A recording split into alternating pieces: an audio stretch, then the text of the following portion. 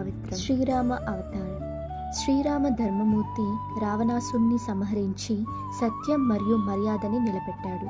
దీని సందేశం జీవితంలో నీతి మర్యాద. 8th అవతార విష్ణు. కృష్ణ అవతార్.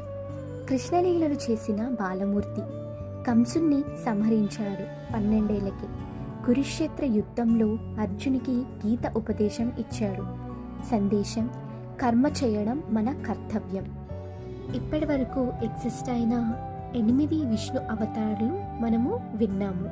ఇప్పుడు 9వ అవతారమో 10వ అవతారం కలికి అవతారం ఎత్తుతారని అంటున్నారు. కలియుగం అంతంలో కలికి అవతారం వస్తాడు అని పురాణాలు చెప్తున్నాయి. దుష్టాక్షణం చేసి ధర్మాన్ని పునరుద్ధరిస్తాడు. దీని సందేశం: ధర్మం ఎప్పుడూ గెలుస్తుంది. ప్రతి యుగంలో ఒకటే సందేశం: ధర్మం ఎప్పుడూ గెలుస్తుంది, అధర్మం ఎప్పుడూ